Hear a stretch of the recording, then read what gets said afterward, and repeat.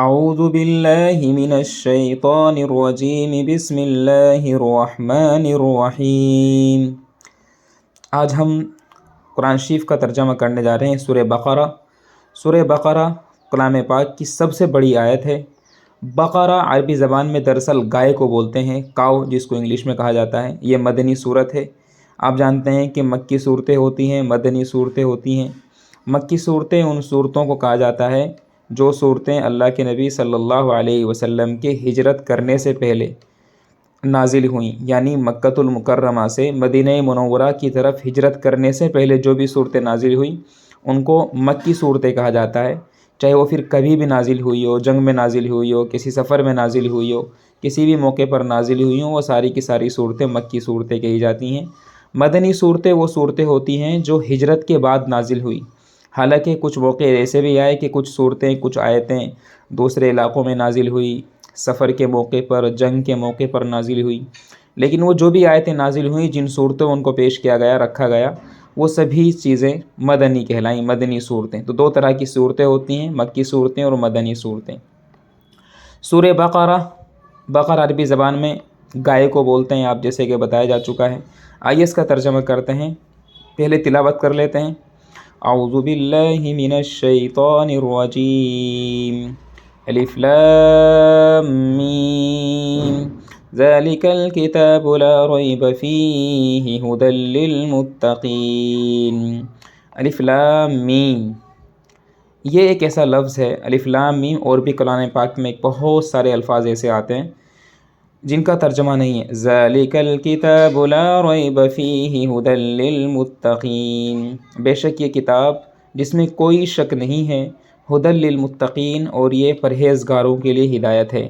الذین یؤمنون بالغیب ویقیمون الصلاة ومما رزقناہم ینفقون، اور وہ لوگ یؤمنون بالغیب، متقین کون لوگ ہیں؟ جو ایمان رکھتے ہیں غیب کی باتوں پر، ویقیمون الصلاة، اور نماز قائم کرتے ہیں، ومما رزقناہم ینفقون، اور وہ خرچ کرتے ہیں مما، ان چیزوں میں سے جو ہم نے ان کو عطا کیا ہے، جو رزق عطا کیا ہے۔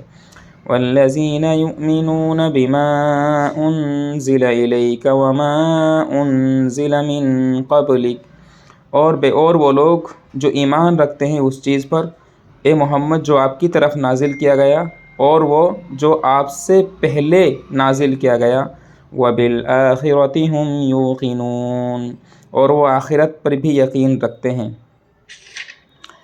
اولئک علی ھدی من ربہم واولئک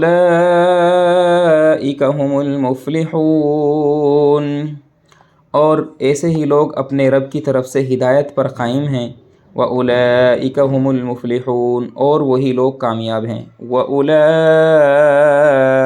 هُمُ الْمُفْلِحُونَ۔